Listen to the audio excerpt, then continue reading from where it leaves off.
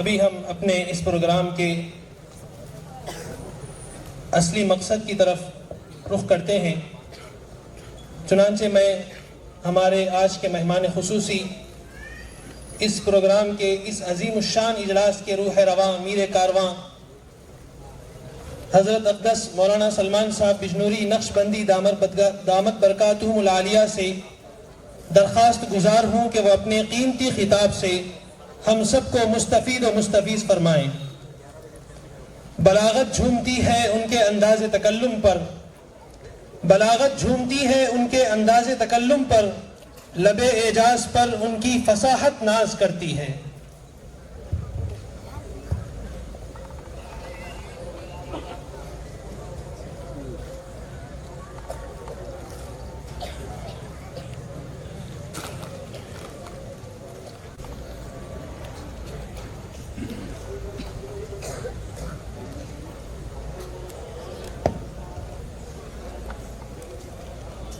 بسم اللہ الرحمن الرحیم۔ الحمدللہ نحمده ونستعینه ونستغفره ونؤمن به ونتوکل علیہ ونعوذ باللہ من شرور انفسنا ومن سیئات اعمالنا من یهده اللہ فلا مضل له ومن یضلل فلا ہادی له ونشهد أن لا إله إلا الله وحده لا شريك له ونشهد أن سيدنا ونبينا ومولانا محمدا عبده ورسوله صلى الله تعالى عليه وعلى آله وأصحابه وبارك وسلم تسليما كثيرا. أما بعد فأعوذ بالله من الشيطان الرجيم. بسم اللہ الرحمن الرحیم. لقد من اللہ علی المؤمنین اذ بعث فیہم رسولا من انفسہم یتلو علیہم آیاتہ ویزکیہم ویعلمہم الکتاب والحکمہ وإن كانوا من قبل لفی ضلال مبین. صدق اللہ العظیم. قال رسول اللہ صلی اللہ علیہ وسلم انا رحمت مہدات او کما قال علیہ الصلاة والسلام. اللہم صلی علی سیدنا محمد وآلہ واصحابہ وبارک وسلم. اللہم صلی علی سیدنا محمد وآلہ واصحابہ وازواجہ وذریاتہ وبارک وسلم کما تحب وترضى عدد ما تحب وترضى.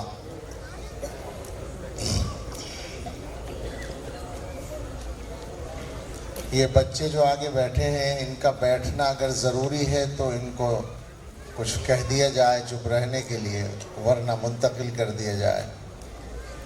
بچوں کی نشست ہمیشہ ایک طرف ہونی چاہیے، بات تو بڑوں سے کرنی ہے.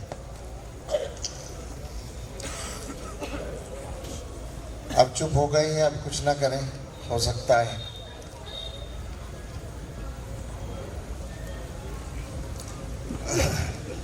اس کا احسان ہے، اس کا فیضان ہے، بزم ہستی کو اس نے سنوارا بہت. اس کا احسان ہے، اس کا فیضان ہے، بزم ہستی کو اس نے سنوارا بہت. آج اشکوں سے میں نے محمد صلی اللہ علیہ وسلم، آج اشکوں سے میں نے محمد لکھا اور پھر اس کو ہونٹوں سے چوما بہت. تیرے صدیق، فاروق، عثمان، علی، ان کا امت میں درجہ ہے اونچا بہت. تیرے اصحاب نے تجھ کو پرکھا بہت، تجھ کو سوچا بہت، تجھ کو چاہا بہت. وہ تو رحمت ہی رحمت ہے سب کے لیے، وہ ہوں اپنے قبیلے کے یا غیر ہوں. ان کے کردار عفو و کرم کے لیے فتح مکہ کا ہے ایک حوالہ بہت. آپ کو مال و زر جو بھی جب بھی ملا دوسروں ہی میں تقسیم اسے کر دیا، اور اپنے لیے ایک چٹائی بہت، بے چھنے جو کے آٹے کی ٹکیا بہت. وہ پیغمبر بھی تھے، وہ سپاہی بھی تھے، بانی سلطنت بھی تھے، حاکم بھی تھے، ان کا ہم تھا، کوئی بھی نہ مجھ کو ملا، میں نے تاریخ عالم میں ڈھونڈا بہت۔ متحد ہو نہ جائیں تیرے امتی، بن نہ جائیں کہیں ایک طاقت نئی، ہو نہ جائے تیرا دین پھر حکمراں، تیرے اعداء کو ہے آج کھٹکا بہت۔ اور ہم یہ عہد کرتے ہیں کہ سید ولد آدم شفیع الامم، نازش بزم عالم جمیل الشیم، تیرے رستے کو ہرگز نہ چھوڑیں گے ہم، چاہے ہم کو ستائے یہ دنیا بہت۔ ہم تو سرسبز و شاداب وہ پیڑ ہیں جن کو ابر رسالت نے سینچا بہت۔ آج بھی ہم ہیں اپنی جگہ پر کھڑے، زور آندھی نے یوں تو لگایا بہت۔ تو درودوں میں ہے، تو سلاموں میں ہے، تو اذانوں میں ہے، تو نمازوں میں ہے، سارے عالم میں پھیلی ہے خوشبو تیری، سارے جگ میں تیرے نام لیوا بہت، صلی اللہ علیہ وسلم۔ یہ کچھ بچے ایسے ہیں جو بولنے سے رکنے پر قادر نہیں ہیں، وہ زیادہ چھوٹے ہیں، ان کو سمجھ میں نہیں آئے گا، آپ ان کو منتقل کر دیں تو بہتر ہے۔ اصل میں کیا ہے، ہمارا قصہ یہ ہے کہ یہ جو جلسوں میں ہم بات کرتے ہیں، ہمارے ذہن میں یہ ہے کہ ہم ایک ضروری کام کر رہے ہیں اور ایک بامقصد بات کر رہے ہیں، کوئی قوالی تو سنا نہیں رہے کہ مجمع میں جو بھی حال ہو ہم قوالی میں سر دھنتے رہیں، ایک بات۔ دوسری بات یہ ہے کہ کچھ بڑھاپے کی طرف بھی آ گئے تو اب مزاج میں وہ پیدا ہو گئی کمزوری، اب کوئی اگر آواز آ رہی ہو تو الجھن ہوتی ہے کہ خلل ہو رہا ہے، ہونا نہیں چاہیے لیکن اب کیا کریں، یہ ہماری کمزوری ہے۔ اب جو ادھر لوگ کھڑے ہیں وہ سامنے آ سکتے ہیں، پیچھے والے یہاں آ جائیں، اکتا دینے کی حد تک بیان نہیں ہوگا، بیٹھ جائیں اور سن لیں توجہ کے ساتھ۔ اور اس بات کو اگر میں اور ذرا واضح کر دوں تو اچھا ہوگا کہ مسلمان اس زمانے میں جن حالات سے گزر رہے ہیں ان کا تقاضا یہ ہے کہ مسلمانوں کا کوئی بڑا جلسہ ہو یا چھوٹا جلسہ ہو یا دو مسلمان ہی کہیں ایک دوسرے سے مل رہے ہوں تو ان کی گفتگو غیر ضروری موضوعات پر نہ ہو، ادھر ادھر کی باتیں نہ ہوں، غیبتیں نہ ہوں، ہنسی مذاق نہ ہو، بلکہ اپنے اور اپنے مسلمان بھائیوں کے حالات کو ٹھیک کرنے کے موضوع پر کچھ بات ہو جب بھی ملاقات ہے۔ اس کی ضرورت ہے، آج کل حالات ایسے ہیں۔ تو ہم یہ سوچتے ہیں کہ اگر کسی جلسے میں ہم ہیں، حالانکہ آج کل تو میرا خیال ہے کہ ہر دن تقریباً جانا پڑ رہا ہے، ایک ایک دن میں ایک سے زائد بیان، لیکن یہ ہم آپ کو بتا رہے ہیں کہ کوئی رسم کے طور پر نہیں کرتے، کوئی پیشہ نہیں ہے ہمارا کہ ہم اس طرح لوگوں کو سناتے پھریں، بلکہ صرف یہ ہے کہ ایک پیغام پہنچ جائے اور ہم مسلمان اپنے معاملات کو ٹھیک کرنے کی کچھ فکر پیدا کر لیں۔ میرے عزیز مولانا مفتی اسلم سلطان صاحب زیدہ مجدہم، جو دارالعلوم دیوبند میں بھی معین مدرس رہ چکے ہیں، اسی وقت سے ہم ان کو جانتے ہیں، اور ان کے بڑے بھائی تھے مولانا عمران فاروق، وہ اس سے پہلے پڑھتے تھے، میں اس وقت بھی پڑھاتا تھا، تو ان لوگوں سے پہلے سے واقفیت ہے اور اس جگہ سے بھی واقفیت کچھ نہ کچھ گزرنے کی حد تک ہے۔ بارش شروع ہوئی ہے تو اللہم حوالینا لا علینا، آج حاضری ہے اور گفتگو کا موقع ہے، جلسہ ہے مدرسے کا، اور موضوع ہے رحمت للعالمین کا لفظ ہے اس میں، اور دستار بندی بھی ہے، چونکہ 12 ربیع الاول ہے تو 12 ربیع الاول کا تقاضا یہ تھا کہ اس میں سیرت کا کچھ نہ کچھ عنوان ضرور رکھا جائے، کوئی برائی نہیں، لیکن میں ایک بات سب سے پہلے اپنے مسلمان بھائیوں سے یہ کہنا چاہوں گا، جو بار بار کہہ رہا ہوں، آج دن میں حیدرآباد میں مسجد میں کہی میں نے، اس کے علاوہ بھی، کہ ہر سال یہ مہینہ آتا ہے اور بڑے بڑے جلسے اور بڑے بڑے جلوس ہوتے ہیں، نکلتے ہیں، اور بڑی شاندار تقریریں ہوتی ہیں، اس میں کوئی شک نہیں کہ اچھی تقریریں ہوتی ہیں، بڑے بڑے خطباء. ظاہر بات ہے کہ سیرت کا موضوع ایسا ہوتا ہے،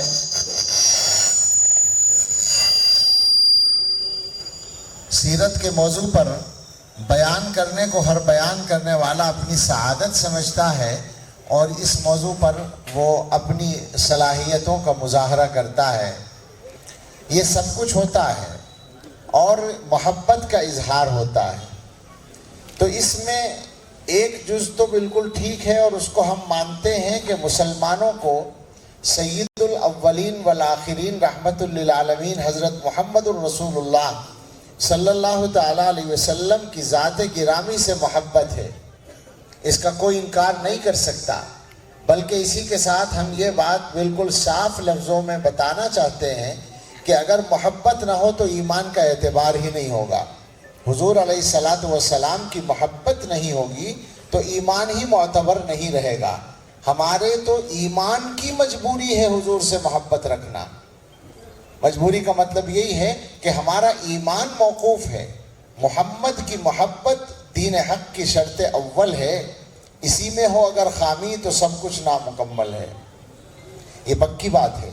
تو اس سے انکار نہیں ہے کہ محبت ہے، اور یہ بھی کہا جا سکتا ہے کہ جو کچھ سرگرمیاں ہیں وہ محبت میں ہوتی ہیں.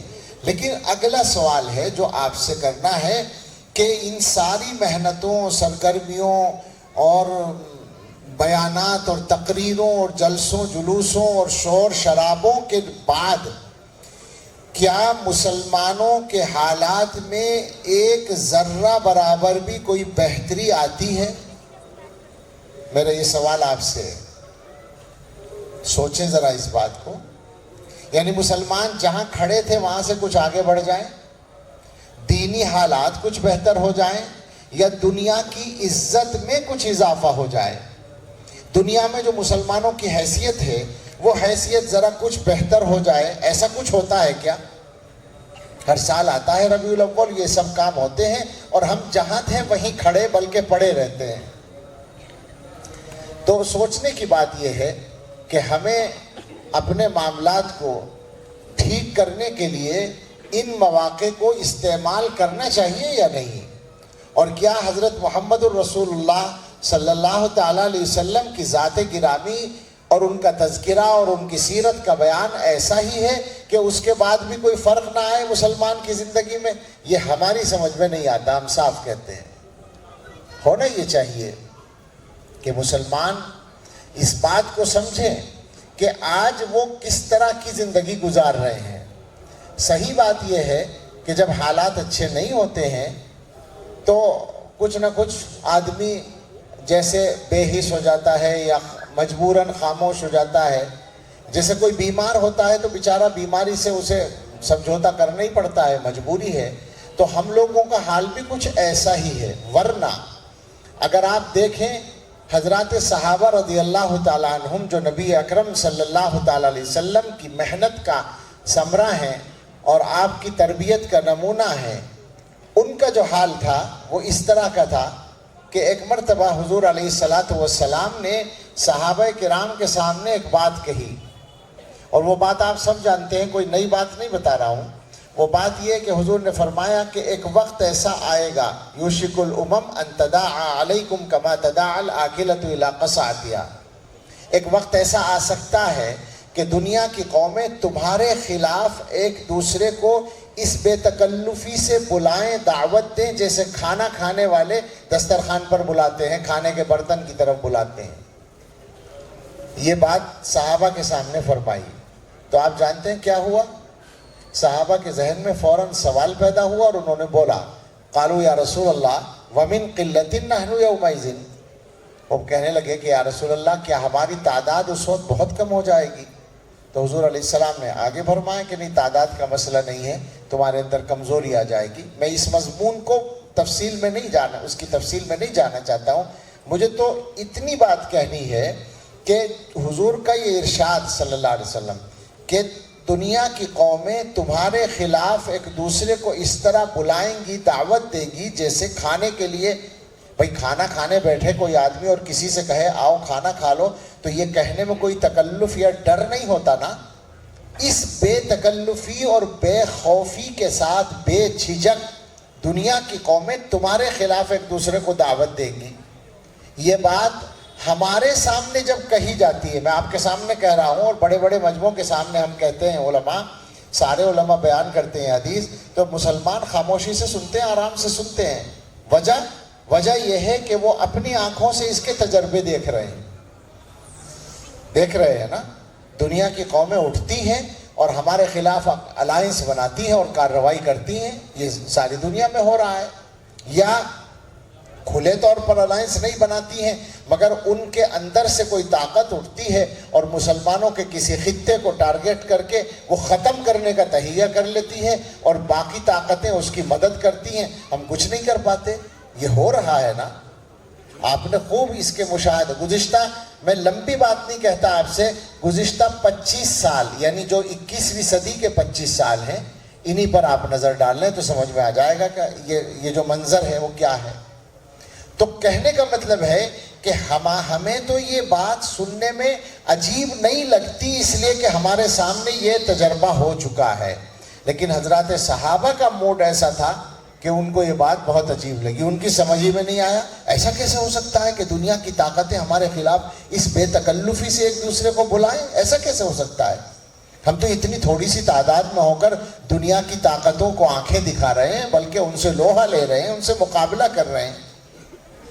تو یہ میں کہنا چاہتا ہوں کہ ہم لوگ جس قسم کے حالات سے گزر رہے ہیں، تو ایسا مجھے ڈر لگتا ہے کہ شاید ہمارے اوپر بے حسی سی طاری ہو گئی ہے اور تبدیلی کا بھی کوئی ارادہ مضبوط نظر نہیں آتا.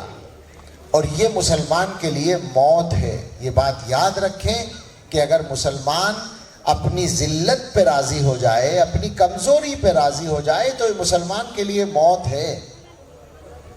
موت کے علاوہ اس کے لیے کوئی لفظ نہیں بولا جا سکتا. اچھا، ذلت کی بات میں کہہ رہا ہوں تو آپ سوچ لیں ذرا کہ پوری دنیا میں مسلمانوں کی جو تعداد ہے اور جو وسائل ہیں اور جو طاقت ہے، اچھی خاصی بڑی طاقت اور تعداد اور وسائل سب ہیں. مسلمانوں کے پاس آج وسائل کی کمی نہیں ہے، یہ بات نوٹ کرنے کی ہے. یہاں تک کہ مسلمانوں کی حکومتوں کے پاس ہتھیاروں کی بھی کمی نہیں ہے، اسلحہ کی کمی نہیں ہے. آپ میں جو لوگ حالات سے واقف ہیں انہوں نے دیکھا ہوگا، گزشتہ میرے خیال سے 8-10 سال کی رپورٹیں اگر آپ دیکھ لیں تو امریکہ سے اسلحہ خریدنے میں کئی سال تک سعودی عرب نمبر 1 پر رہا ہے نا. کھربوں ڈالر کے ہتھیار خرید چکا ہے. تو اس کا مطلب یہ ہے کہ وسائل ہیں، سب کچھ ہے. مالی معاملات میں کوئی اتنی کمزوری تو نہیں ہے مسلمانوں میں. مسلم ممالک میں تو خاص طور پر جا کر آپ دیکھ سکتے ہیں. اور عمومی طور پر حالات معیار زندگی پہلے کے مقابلے میں بہتر ہے. تو اسباب و وسائل ہونے کے بعد اور اتنی بڑی تعداد، جتنی تعداد دنیا میں مسلمانوں کی کبھی نہیں رہی، اتنی تعداد کے بعد پوزیشن کیا ہے، حیثیت کیا ہے؟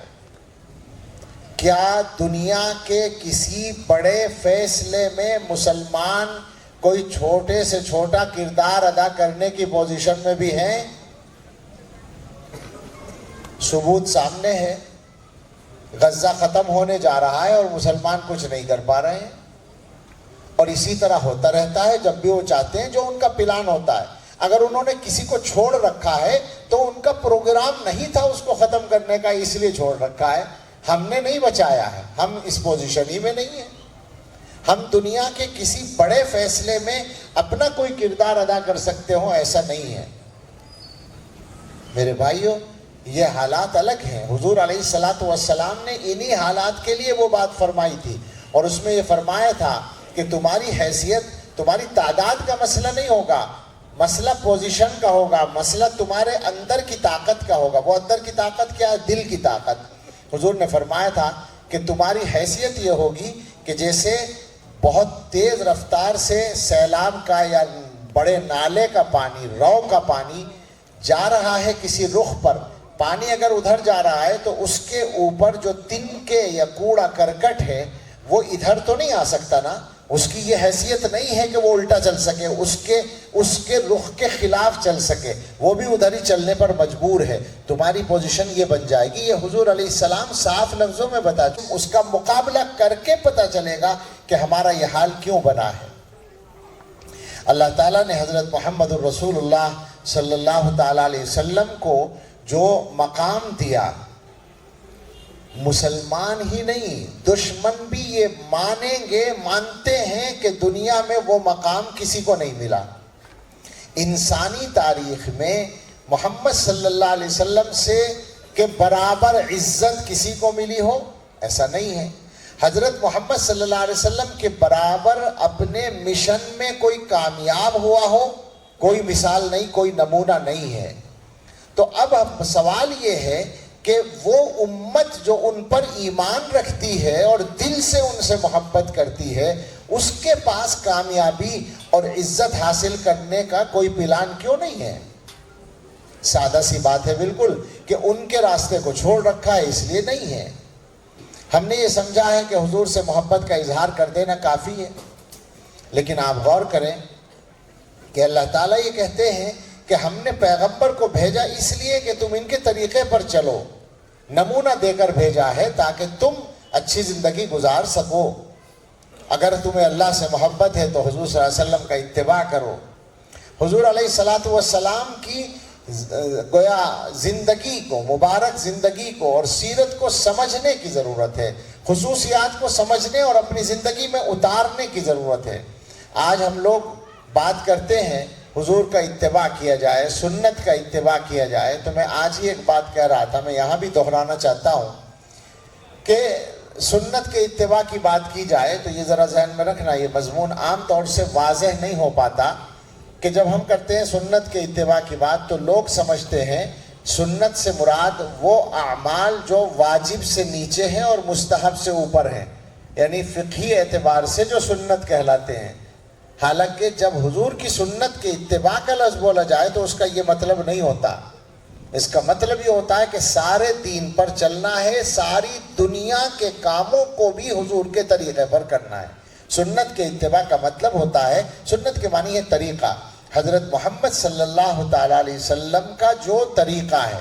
اب وہ طریقہ خالی سنتوں میں نہیں ہے، وہ طریقہ فرضوں اور واجبات میں بھی ہے، وہ طریقہ صرف عبادات میں نہیں ہے، وہ طریقہ تجارت میں اور معاملات میں بھی ہے، وہ طریقہ معاشرت میں یعنی انسانوں کے ساتھ رہن سہن اور برتاؤ میں بھی ہے، وہ طریقہ حکومت کرنے میں بھی ہے، وہ طریقہ کسی سے قرض لینے اور دینے میں بھی ہے، وہ طریقہ دکان چلانے میں بھی ہے، وہ طریقہ پڑوسیوں کے ساتھ برتاؤ کرنے میں بھی ہے، وہ طریقہ شادی بیاہ کرنے میں بھی ہے۔ کون سی بات ہے جس کا نمونہ ان کی سیرت میں نہیں ملتا؟ میں بار بار یہ بات عرض کرتا ہوں کہ اس نقطے کو خاص طور سے سوچا کریں کہ حضرت محمد صلی اللہ تعالیٰ علیہ وسلم نے کوئی محدود زندگی نہیں گزاری ہے کہ ایک گوشے میں بیٹھ کر اللہ کی عبادت کر کے چلے گئے ہوں۔ انہوں نے یہ سکھایا ہے کہ میدان جنگ میں بھی اللہ کی عبادت ہوتی ہے، انہوں نے ہر کام کر کے دکھایا ہے، انہوں نے حکومت کر کے دکھائی ہے۔ تو آپ کو کسی کام کو کرنا ہے تو آپ اس کے لیے نمونہ وہاں تلاش کریں، اس یقین کے ساتھ کہ جب آپ حضرت محمد صلی اللہ علیہ وسلم کے طریقے پر عمل کریں گے تو عزت بھی آپ کی ہوگی، کامیابی بھی آپ کی ہوگی۔ لیکن آج کی جو صورتحال ہے، چونکہ موسم تھوڑا بدلا ہوا ہے، میں چاہتا ہوں کہ بات ذرا جلدی کر لوں، اشارے کرنے ہیں، آپ سوچتے رہیں اطمینان سے۔ صورتحال یہ ہے کہ مسلمانوں کا معاملہ، نماز پڑھنے والے مسلمانوں میں 10% سے زیادہ نہیں ہے، کم ہے۔ قرآن پڑھنے والے مسلمانوں میں 10% سے زیادہ نہیں ہے، کم ہے۔ یعنی گویا 80-90% مسلمان نماز نہیں پڑھتے، 80-90% مسلمان قرآن نہیں پڑھتے۔ مسلمانوں میں اپنے روزگار کے لیے سنجیدگی سے حلال کمانے کی محنت کرنے والوں کی تعداد کم ہے. زیادہ تعداد وہ ہے جس کو حلال و حرام سے بحث نہیں ہے یا مجبوری میں وہ حلال و حرام کی طرف جا رہی ہے. مجبوری کا لفظ یہ مطلب نہیں کہ جائز ہو جاتا ان کے لیے، لیکن وہ یہ سمجھتے ہیں کہ ہم مجبور ہیں. آج کی صورتحال ایسی ہے کہ روزگار کے سلسلے میں مسلمان پریشان ہیں، جبکہ حضرت محمد صلی اللہ علیہ وسلم نے روزگار کے لیے محنت کرنے کو عبادت بتا رکھا ہے، اور یہ بتا رکھا ہے کہ دنیا کے کسی بھی صدقے سے زیادہ ثواب اس خرچے کا ملتا ہے جو تم اپنے گھر والوں پہ کرتے ہو. لیکن مسلمانوں میں ایک اچھی خاصی تعداد ہے جو روزگار کے لیے اپنے گھر کا خرچ اٹھانے کے لیے محنت نہیں کرتی. میں ان حالات کی طرف نہیں جانا چاہتا کہ صاحب بہت سے لوگ وہ بات کرتے ہیں، اور وہ بھی اپنی جگہ سچائی ہے کہ دنیا کی طاقتوں نے ہمارے راستے بند کیے ہیں، راستے روکے ہیں، معلوم ہے ہمیں، لیکن محنت کا راستہ تو کسی نے نہیں روکا نا. محنت تو اب بھی ہر آدمی کر سکتا ہے. حضور علیہ الصلوۃ والسلام کے یہاں تو یہ ہے کہ آپ کے پاس ایک صحابی آئے، کچھ انہوں نے اپنی ضرورت ظاہر کی. حضور نے فرمایا کہ نہیں، حالانکہ آپ دیا کرتے تھے، بہت دیتے تھے، آپ کو معلوم ہوگا یا نہیں معلوم ہے تو مجھ سے سن لیں کہ حضرت محمد الرسول اللہ صلی اللہ تعالیٰ علیہ وسلم کی ملکیت میں جو مال آیا، آج بڑے سے بڑے سیٹھ کی ملکیت میں اتنا مال نہیں آتا. سینکڑوں کلو سونا اور چاندی حضور کی ملکیت میں آیا ہے زندگی میں. سمجھے؟ تم نے کتاب شاید دیکھی ہوگی اموال النبی صلی اللہ علیہ وسلم، دیکھنا. بس اتنا فرق ہے، مال آتا تھا، بہت مال آیا، بس اس مال کو بیچارے کو حضور کے گھر میں رات گزارنے کی اجازت نہیں تھی. یہ فرق تھا حضور علیہ الصلوۃ والسلام میں اور ہم لوگوں میں. یہ فرق تھا کہ مال بیچارہ حضور کے گھر میں رات نہیں گزار سکتا تھا. وہاں اس کے لیے کوئی بستر نہیں تھا، وہاں اس کے لیے کوئی الماری نہیں تھی، کوئی تجوری نہیں تھی. آپ نے پڑھا ہوگا کہ عصر کی نماز کے بعد حضور جلدی سے اٹھ کے گئے. صحابہ ڈر گئے کہ پتہ نہیں گھر میں کوئی پریشانی ہے. واپس آئے تو فرمایا کہ وہ اصل میں سونے کا ایک ٹکڑا رکھا تھا، مجھے اچھا نہیں لگا کہ رات ہو جائے اور وہ میں خرچ نہ کروں. تو یہ تو ٹھیک ہے کہ آپ اپنے گھر میں رکھتے ہی نہیں تھے مال کو، لیکن ایسا نہیں ہے کہ آپ کے پاس مال نہیں آتا تھا، آپ دیتے تھے. آپ لینے والے نہیں تھے، دینے والے تھے. تو صحابی آئے، حضور نے تربیت کے ارادے سے یہ کہا کہ نہیں، آج تمہیں کچھ نہیں ملے گا، یہ بتاؤ تمہارے گھر میں کیا ہے. انہوں نے کہا جی کچھ بھی نہیں ہے. فرمایا کچھ تو ہوگا. انہوں نے کہا جی دو چیزیں ہیں، حلس النفس بعدہ ونلبس بعدہ.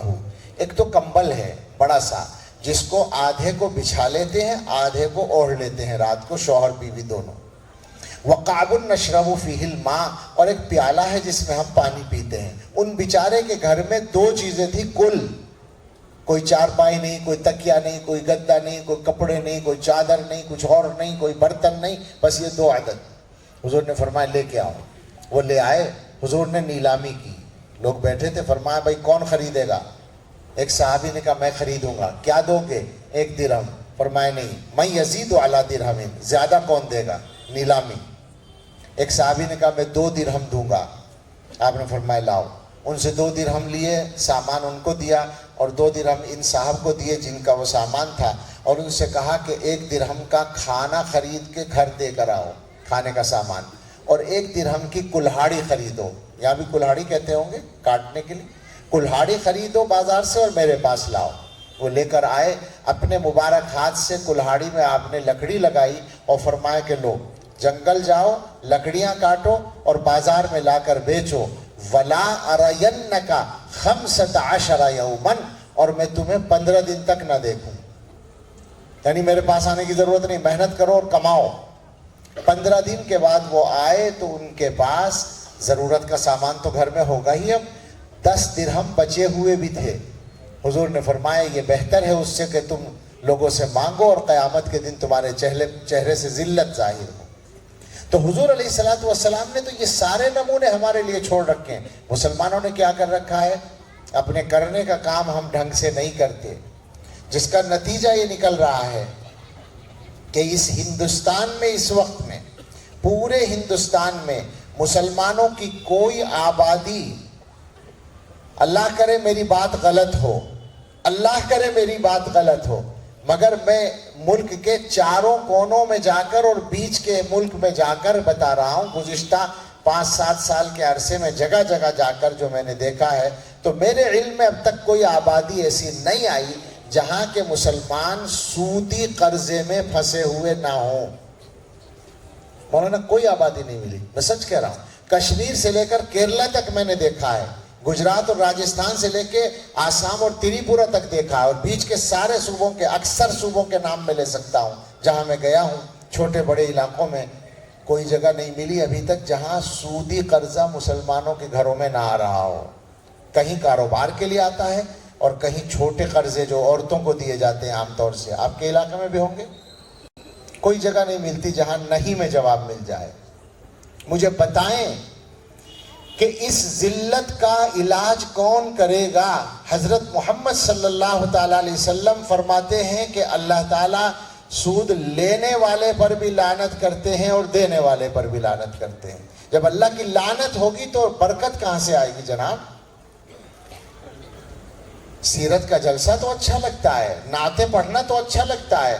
میں بھی کچھ نعتیں پڑھ دوں آپ کے سامنے اور حضور کی تعریف میں بول دوں تو حضور کی تعریف میں تو ہم دن اور رات بولیں تو کم, ہمارے پاس وقت کم پڑ جائے گا, تعریف کم نہیں ہوگی, ہماری ساری صلاحیتیں صرف ہو جائیں گی اور حق ادا نہیں ہوگا.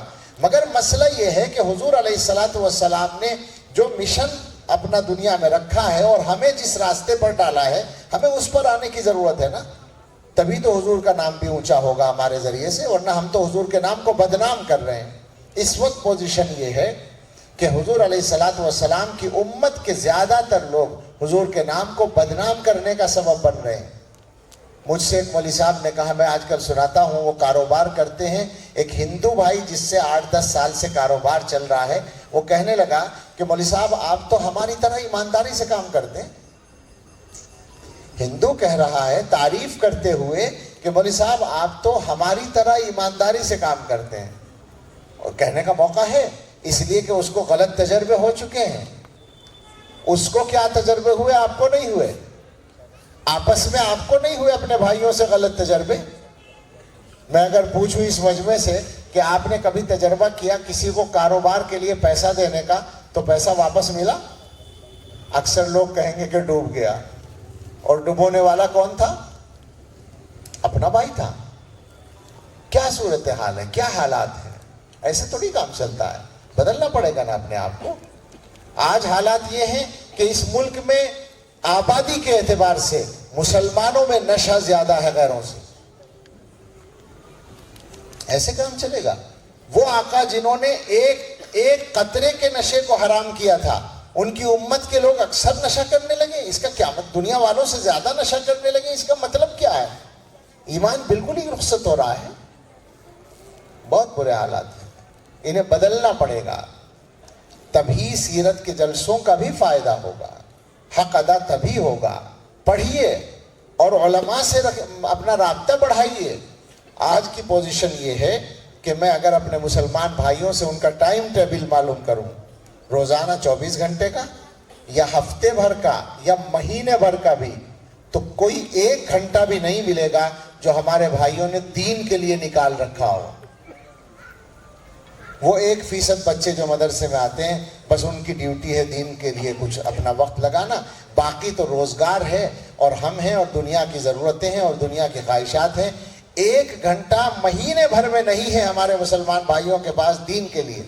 اور یہ معاف کیجئے گا, آپ کو شاید برا لگے کہ عجیب مولوی آیا ہے, سیرت پہ جلسہ ہے, تقریر کرتا, تعریفیں کرتا. میں آپ کی بھی تعریفیں کر سکتا ہوں مگر مجھے کیا ثواب ملے گا؟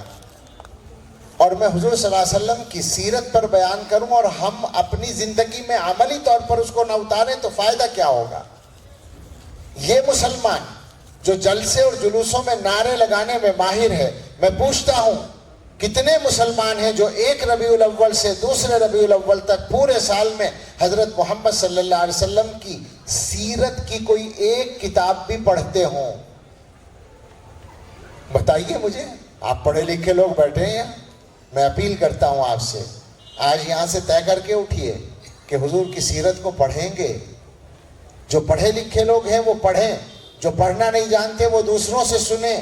مگر یہ سال, آنے والا سال ایسا گزرے کہ ہر دن آپ تھوڑی دیر سیرت کے ماحول میں رہیں حضور صلی اللہ علیہ وسلم کی.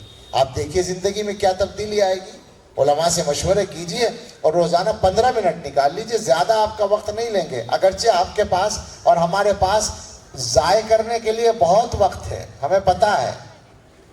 لوگ کہتے ہیں نا ہم بہت بزی ہیں, تو مجھے بزی ہونے کی حقیقت معلوم ہے. میں بھی بزی لوگوں میں شمار ہوتا ہوں, لیکن میں یقین کچھ لوگ ہنس رہے ہیں میری باتوں, سچ کہہ رہا ہوں.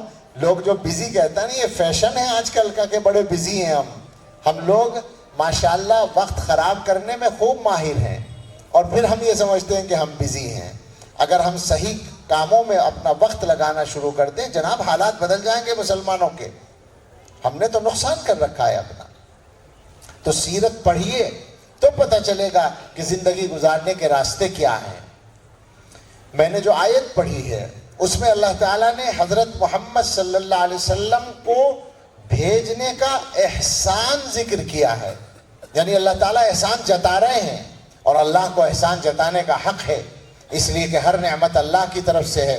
اللہ تعالیٰ نے یہ احسان جتاتے ہوئے فرمایا ہے کہ لقد من اللہ علی المؤمنین اذ بعث فیہم رسولا من انفسہم.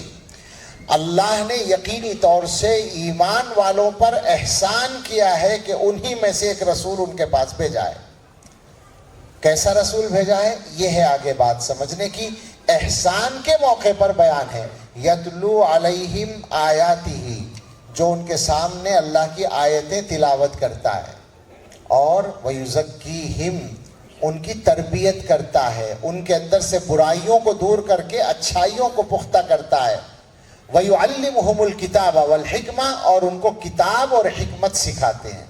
یہ پیغمبر صلی اللہ علیہ وسلم کی 4 ذمہ داریاں بیان کی گئی ہیں, اور ہم اس پر ایمان رکھتے ہیں کہ ہمارے آقا حضرت محمد صلی اللہ تعالیٰ علیہ وسلم یہ ساری ذمہ داریاں اعلیٰ معیار پر پوری کر کے دنیا سے تشریف لے گئے, جس کا نمونہ حضرات صحابہ رضی اللہ تعالیٰ عنہم اجمعین ہیں. اللہ کے نبی صلی اللہ علیہ وسلم نے یہ آیتیں پڑھ کر اور یہ تزکیہ تربیت کر کے صحابہ کو تیار کیا, اور ایسا تیار کیا کہ ہر صحابی ایمان کا پتلا بن گیا, ہر صحابی ہدایت کا ستارہ بن گیا, ہر صحابی امت کے لیے نمونہ بن گیا. یہ بات اچھی طرح سے یاد رکھیں کہ صحابہ کرام کے سلسلے میں آج کل بہت سی باتیں لوگ کرتے ہیں.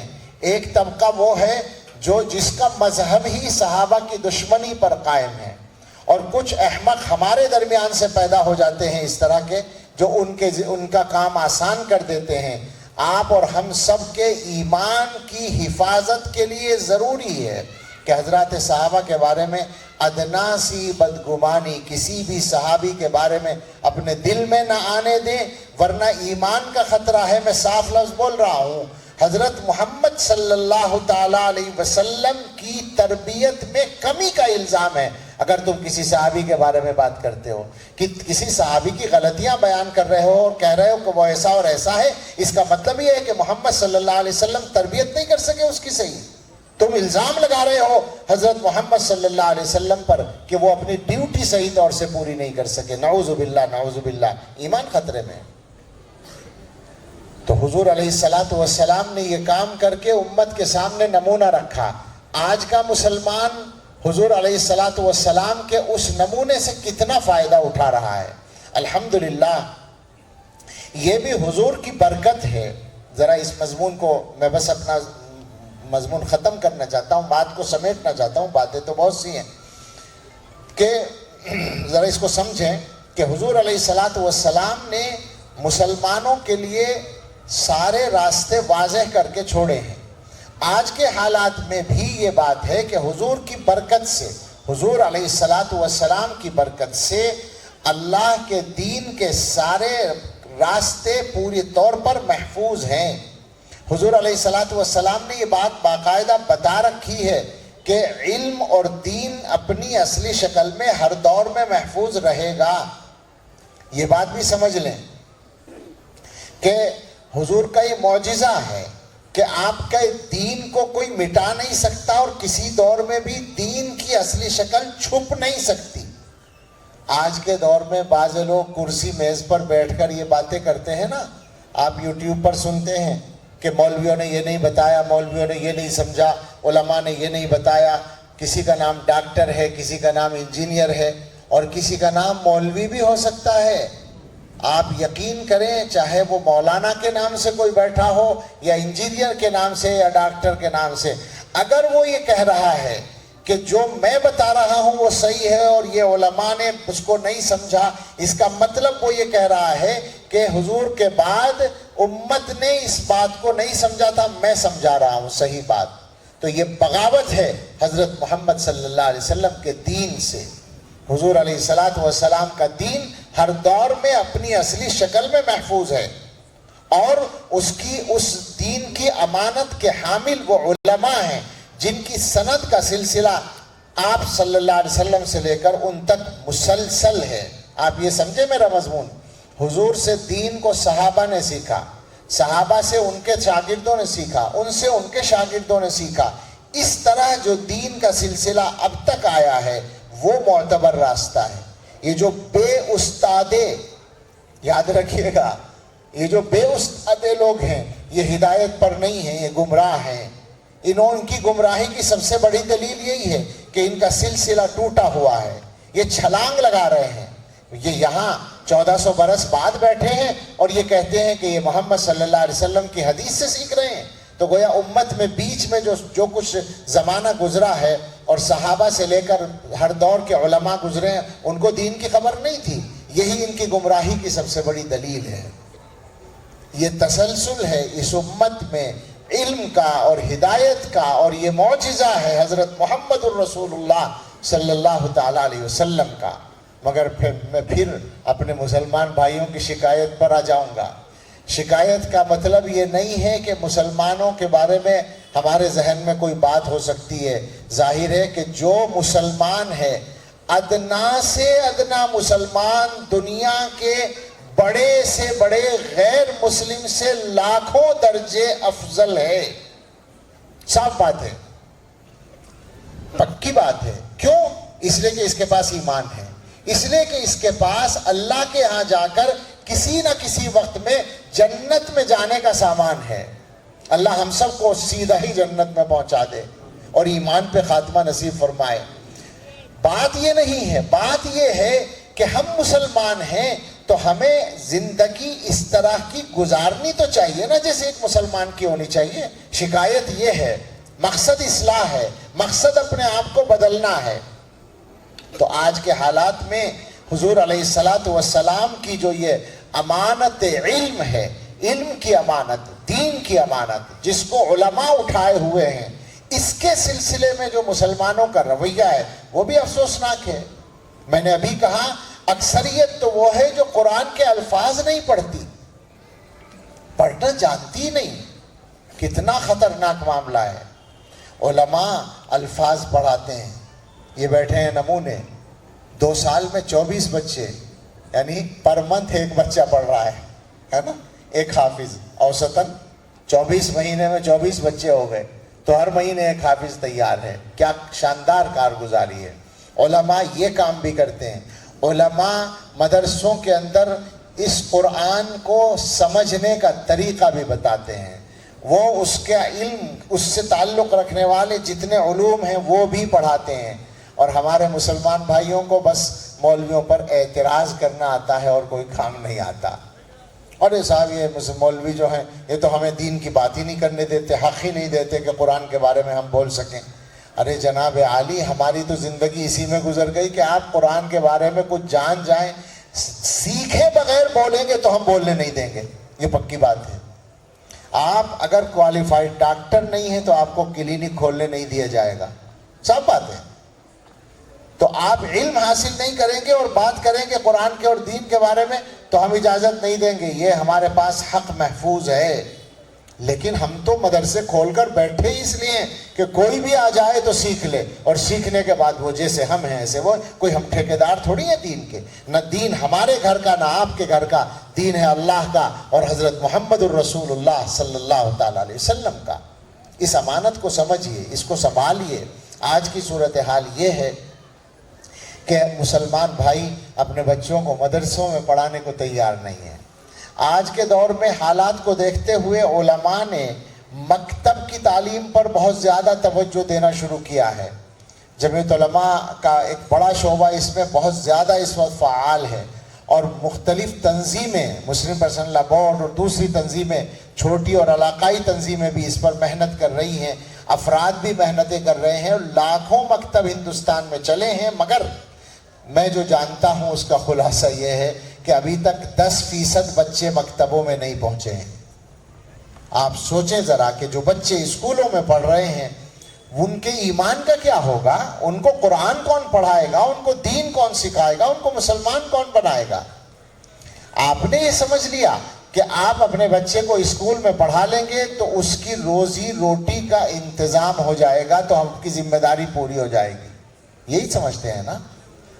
اول تو روزی روٹی کی گارنٹی ہی کہاں ہے، اس میں گارنٹی کہاں ہے؟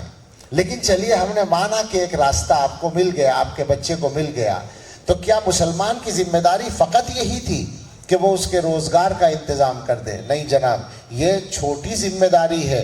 بڑی ذمہ داری جو قرآن میں دی گئی ہے، ادھر ادھر کی بات نہیں ہے، جو قرآن میں کہا گیا وہ یہ ہے کہ اپنے آپ کو اور اپنے گھر والوں کو جہنم کی آگ سے بچانا ہے۔ یہ ذمہ داری ہے، یہ ڈیوٹی ہے۔ یہ ڈیوٹی کون پوری کرے گا آ کر؟ یہ ڈیوٹی تو ہر مسلمان کو خود پوری کرنی پڑے گی نا۔ تو مدارس کی طرف اپنے بچوں کو لائیے، بے شک آپ اسکول کالج یونیورسٹی میں پڑھائیے، لیکن آپ کا کوئی بچہ قرآن کی تعلیم سے محروم نہ رہے۔ اگر رہا تو یہ ڈیوٹی آپ کی پوری نہیں ہوئی، اور قیامت کے دن صاف بات ہے آپ کچھ بھی ہو جواب دینا پڑے گا، آپ سے سوال کیا جائے گا، بچے سے سوال ہوگا۔ پہلا سوال بچے سے ہوگا، قرآن کیوں نہیں پڑھاتا، نماز کیوں نہیں پڑھتا تھا، دین پر کیوں نہیں تھا، اور وہ بچہ اپنے باپ کو بتائے گا کہ یہ ہے ذمہ دار، یہ ہے ذمہ دار جس نے مجھے نہیں سکھایا تھا۔ کیا جواب دیں گے؟ اللہ کے یہاں جواب دینے کی کوئی تیاری تو کرنی پڑے گی نا۔ اور یہ ساری باتیں جو ہیں صرف آخرت ہی سے تعلق نہیں رکھتی ہیں، دنیا کے معاملات کو ٹھیک کرنے کے لیے بھی یہ سب ضروری ہے۔ میں اپنی بات ختم کرنا چاہتا ہوں اس گزارش کے ساتھ کہ 2-3-4 باتیں میں نے کہی ہیں، میں واپس خلاصے کے طور پر ذکر کر دوں۔ حضرت محمد الرسول اللہ صلی اللہ تعالیٰ علیہ وسلم کی ذات گرامی سے محبت اور بڑھائیے۔ میں یہ نہیں کہہ رہا ہوں کہ محبت نہیں ہے، مگر اور بڑھائیے، اور اتنی بڑھائیے کہ آپ کا اتباع کیے بغیر دل کو چین ہی نہ ملے، اور اس محبت کو اتباع میں بدل کر لائیے۔ حضور کے نقش قدم کو اپنی زندگی میں لائیے، حضور علیہ الصلاۃ والسلام کے راستے کو ہر جگہ اپنائیے۔ ہم جب یہ بات کہتے ہیں کہ سنت پہ چلو، میں نے شروع میں وضاحت کر دی کہ سنت کا مطلب ہے ہر چیز میں حضور کا طریقہ اختیار کرنا۔ بعض لوگ یہ کہتے ہیں کہ صاحب سنت پہ چلنا تو بڑا مشکل کام ہے، سنت پہ چلنا بڑا مشکل کام ہے۔ میں پوچھتا ہوں، سنت کے خلاف چلنا آسان کام ہے؟ سنت کے خلاف چلنا کچھ آسان کام ہے؟ آپ دنیا کے کاموں کو جس طرح کر رہے ہیں وہ کچھ آسان کام ہے؟ اگر آپ شریعت و سنت کے مطابق اپنی زندگی کو بنا لیں، آپ دکان پہ بیٹھ کر کپڑا بیچ رہے ہیں، اگر آپ سچائی کے ساتھ، وعدے کی پابندی کے ساتھ اچھی کوالٹی کا کپڑا بیچتے ہیں، آپ کی تجارت چلے گی یا ٹھپ ہوگی؟ تجارت چلے گی، یہی تو سنت ہے۔ تو سنت کا راستہ تو کامیابی کا راستہ ہے۔ کس نے کہہ دیا کہ سنت پر چلنا مشکل کام ہے؟ حقیقت یہ ہے کہ یہ تو دنیا کے پروپیگنڈے ہیں، ہمارے لیے نہیں ہے وہ، حقیقت میں ہماری تو کامیابی اسی میں ہے۔ تو خدا کے واسطے حضور علیہ السلام کی محبت بڑھا کر آپ کی سیرت کو پڑھیے۔ میں نے گزارش کی ہے کہ روزانہ تھوڑا تھوڑا سیرت کو پڑھنے کی کوشش کیجئے، تو آپ کو پتہ چلے گا کہ حضور صلی اللہ علیہ وسلم کی حیات میں کیا ہے ہمارے لیے۔ اور دوسری بات یہ کہ جو گڑبڑیں ہو رہی ہیں، جن میں سے 2 کا تذکرہ میں نے کیا ہے، ایک سودی قرضے کا اور ایک نشے کا، ان کو ختم کرنے کی پر محنت کیجیے۔ خدا کے واسطے بہت سنجیدگی کے ساتھ میں ذمہ دار لوگوں سے کہنا چاہتا ہوں، آپ لوگ اٹھ جائیں اور اس کام کو اپنے ہاتھ میں لے کر اپنی بستی کی حد تک، اپنے شہر کی حد تک محنت کر لیں، ورنہ حالات بہت زیادہ خرابی کی طرف جا رہے ہیں۔ اور یقین کریں، مشکلات دنیا والوں کی طرف سے جو آتی ہیں وہ حقیقت میں اللہ کے حکم سے آتی ہیں، اور اللہ کی مدد ملتی نہیں ہے جب اللہ کے طریقے پر نہیں چلتے ہیں۔ تو اس لیے ان برائیوں کے خاتمے پر محنت کریں اور دین کی تعلیم پر توجہ دیں. اپنے بچوں کو جو چاہیں بنائیں، آپ کی مرضی ہے، مگر اللہ کی جہنم سے بچانے کا انتظام ضرور کر لیں. یعنی ان کو دین سکھائیں اور وہ دین و ایمان کو ان کے دلوں میں راسخ کر دیں. میں بس ان چند گزارشات پر یا گستاخانہ باتوں پر اگر گستاخی لگی ہو آپ کو، اپنی بات ختم کرنا چاہتا ہوں اور مبارکباد دیتا ہوں مولانا اسلم سلطان صاحب کو. ان کا ادارہ جو تفصیلات ان عزیزوں نے بتائی ہیں، مختلف کارگزاریاں سنائی ہیں، بہت سے لوگوں کو تو شاید پتہ بھی نہ چلا ہو، لیکن بہت اچھی کارگزاری ہر چیز کی سنائی ہے انہوں نے. اللہ تعالیٰ ان کے کاموں میں برکت فرمائے اور زیادہ کام لے اور آسانیاں عطا فرمائے. آمین. وآخر دعوانا ان الحمدللہ. جزاکم اللہ خیرا و احسن الجزاء. اللہ تبارک و تعالی ہم تمام کو ان نصیحتوں پر عمل کرنے کی توفیق عطا فرمائے. کچھ اعلانات اس موقع پہ آپ حضرات کے سامنے کرنا ہے. سب سے پہلا اعلان یہ ہے کہ مفتی اسلم سلطان صاحب کی نگرانی میں سیرت کوئز کمپٹیشن رکھا جا رہا ہے. مولانا ابراہیم خان صاحب اس کے ذمہ دار ہیں. تو یہ جو کمپٹیشن ہے وہ 5th کلاس سے 10th کلاس تک کے بچوں کے لیے ہے. تو جو بچے یا جو سرپرست خواہش مند ہیں وہ مولانا ابراہیم خان صاحب سے رابطہ کریں یا مدرسے سے رابطہ کریں. یہ کمپٹیشن جو ہے وہ 21 تاریخ کو رکھا جائے گا، 21 سپٹمبر کو رکھا جائے گا. اور ایک اعلان یہ ہے کہ ابھی یہاں پر پروگرام ہال کے آخر میں کونے میں نماز ادا کی جائے گی، نماز عشاء ادا کی جائے گی. اور مسجد میں بھی، مسجد فہیم النساء مدرسے کی مسجد میں بھی نماز ادا کی جائے گی. جن حضرات کو وضو کرنا ہے، ضروریات سے فارغ ہونا ہے، وہ وہاں چلے جائیں. اور نماز کے بعد آپ تمام حضرات کے لیے اور خواتین کے لیے کھانے کا نظم کیا گیا ہے. ضرور آپ کھانا کھا کر تشریف لے جائیں. میں حضرت مولانا سے گزارش کرتا ہوں کہ وہ اپنی دعا کے ذریعے سے اس پروگرام کا اختتام فرمائیں.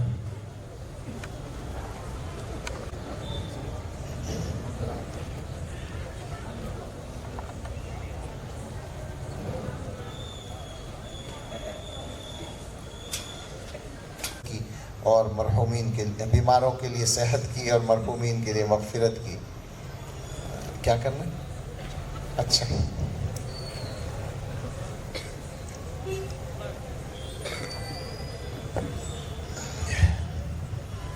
ربی العلی العلی الوہاب اللہم صلی علی سیدنا محمد وآلہ واصحابہ وبارک وسلم. یا رب لک الحمد کما ینبغی لجلال وجہک وعظیم سلطانک. ربنا آتنا فی الدنیا حسنة وفی الآخرة حسنة وقنا عذاب النار. ربنا لا تزغ قلوبنا بعد اذ هديتنا وهب لنا من لدنك رحمة انك انت الوهاب. ربنا هب لنا من ازواجنا وذرياتنا قرة اعین واجعلنا للمتقین اماما. اللهم انك عفو تحب العفو فاعف عنا. اے اللہ ہم سب کے گناہ معاف فرما دیجئے. اے اللہ ہم اپنے حالات کو خوب جانتے ہیں اور آپ ہم سے زیادہ جانتے ہیں. اللہ آج کے وقت میں اپنے آقا رحمت للعالمین حضرت محمد الرسول اللہ صلی اللہ تعالیٰ علیہ وسلم کی ذات گرامی کو ہم یاد کرتے ہیں، لیکن آپ کے طریقے کو اپنی زندگی میں ہم لا نہیں رہے ہیں. اللہ اس کا نقصان بھی ہم اٹھا رہے ہیں. اللہ فضل فرما کر ہم سب کو حضور کے طریقے پر چلنے کی توفیق عطا فرما دیجئے. اے اللہ تمام مسلمانوں کو عزت و وقعت کی زندگی عطا فرما دیجئے. اے اللہ ہر صاحب ایمان کے ایمان کی، جان کی، مال کی، عزت و آبرو کی، گھر بار، آل اولاد و کاروبار کی حفاظت فرمائیے. اے اللہ ہم میں اور ہمارے متعلقین میں جو بیمار ہیں سب کو صحت عطا فرمائیے. کچھ نام یہاں بیان ہوئے ہیں اور کچھ نام ذہنوں میں ہیں. ہر گھر میں کوئی نہ کوئی بیمار ہے، متعلقین میں کوئی نہ کوئی بیمار ہے. اللہ سب کو شفا عطا فرمائیے. ہمارے حضرت جی دامت برکاتہم کی صحت بھی آج کل مشکل دور سے گزر رہی ہے. اللہ سے سبھی دعا کریں اور کرتے رہیں. اللہ تعالی حضرت والا کو صحت کاملہ عطا فرمائے اور عافیت کے ساتھ، صحت کے ساتھ، قوت کے ساتھ ان کا فیض عام و تام فرمائے اور جاری رکھے. اور بھی جتنے علماء، اساتذہ، مشائخ یا ہم لوگوں کے گھروں کے لوگ، کسی کے والدین جو بھی بیمار ہیں، اللہ سب کو صحت عطا فرما دیجئے. اللہ جو مرحومین ہیں، جو دنیا سے چلے گئے ہیں، جو بھی اہل ایمان گئے ہیں اللہ سبھی کی مغفرت فرما دیجئے۔ اے اللہ سب کے ساتھ خاص رحمت کا معاملہ فرما دیجئے۔ اللہ ہم میں بہت سارے لوگ قرضوں کے بوجھ میں دبے ہوئے ہیں، ہم سب کو قرضوں سے سبکدوش فرما دیجئے۔ اللہ جو بے گھر ہیں انہیں اچھے گھر عطا فرما دیجئے، جو بے روزگار ہیں انہیں بابرکت حلال روزگار دے دیجئے، جو مقدموں میں الجھے ہوئے ہیں اللہ ان سے بری کر دیجئے، جو اولاد کے مسئلے میں کچھ پریشان ہیں وہ پریشانی دور کر دیجئے۔ اللہ ہم سب کو ہماری اولادوں کی خوشیاں عطا فرمائیے، ان کی طرف سے آنکھوں کی ٹھنڈک عطا فرمائیے، ہماری اولادوں کو ہم سے اچھی زندگی عطا فرمائیے اور ہم سے اچھی اولادیں عطا فرمائیے۔ اے اللہ ان کے لیے ہماری دعائیں قبول فرمائیے۔ اے اللہ ہم سب کے کاموں میں آسانیاں عطا فرمائیے، ہمارے ذاتی اور اجتماعی کاموں میں آسانیاں عطا فرمائیے۔ مفتی اسلم سلطان اور ان کے تمام رفقا اور معاونین کی مدد فرمائیے، ان کے کاموں میں آسانی اور برکت و قبولیت عطا فرمائیے۔ اے اللہ دین کے جتنے کام دنیا میں ہو رہے ہیں جس پیمانے پر بھی سب کی حفاظت و مدد فرمائیے اور تمام خدام دین کی مدد فرمائیے اور حفاظت فرمائیے۔ اے اللہ ہم آپ کے بندے ہیں، بے شک ہم بہت گندے ہیں، اس کا ہمیں اقرار ہے، مگر اے رب ہم آپ کا کلمہ پڑھتے ہیں اور ہمارا معاملہ یہ ہے کہ ہمارے پاس مانگنے کے لیے آپ کے در کے علاوہ کوئی در نہیں ہے۔ اللہ اپنے در ہی سے عطا فرما دیجئے اور کبھی محروم نہ فرمائیے۔ اللہ ہماری ساری دعائیں قبول فرما لیجئے، اللہ سب کے دلوں کی اچھی تمنائیں پوری فرما دیجئے۔ اے اللہ ہم سب کو اور ہمارے متعلقین کو، گھر والوں اور رشتہ داروں کو سب کو عافیت عطا فرمائیے، معافی عطا فرمائیے۔ اے اللہ ہم دوام عافیت کا سوال کرتے ہیں، تمام عافیت کا سوال کرتے ہیں اور شکر علی العافیہ کا سوال کرتے ہیں، عطا فرما دیجئے۔ اے اللہ ہم ساری امت کے لیے اور اپنے اہل و عیال کے لیے ہر خیر کا سوال کرتے ہیں، اپنے فضل سے عطا فرما دیجئے۔ ہر شر سے پناہ چاہتے ہیں، اللہ اپنی پناہ میں لے لیجئے۔ اے اللہ ہم میں سے جس کے سامنے جو کوئی کام ہے بڑا چھوٹا، جو کوئی ارادہ ہے، کوئی منصوبہ ہے، اللہ ان سب میں آسانی عطا فرما دیجئے۔ اللہ ہم سب کے لیے اور پوری امت کے لیے آنے والے وقت کو گزرے وقت سے بہتر بنا دیجئے اور سب سے بہتر ہم سب کے آخری وقت کو بنا دیجئے۔ اللہ اپنے فضل و کرم سے ہماری دعائیں قبول فرما لیجئے۔ ربنا تقبل منا انک انت السمیع العلیم وتب علینا انک انت التواب الرحیم وصلی اللہ علی سیدنا محمد وآلہ واصحابہ اجمعین برحمتک یا ارحم الراحمین۔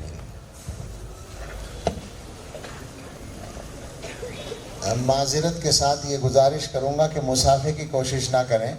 مصافحہ میرے لیے سعادت ہوتا لیکن مجھے تقاضا بھی ہے، تھکا ہوا بھی ہوں میں اور ایئرپورٹ نکلنا ہے، ابھی دیر ہو جائے گی۔ معذرت ہے، میں سلام کرتا ہوں۔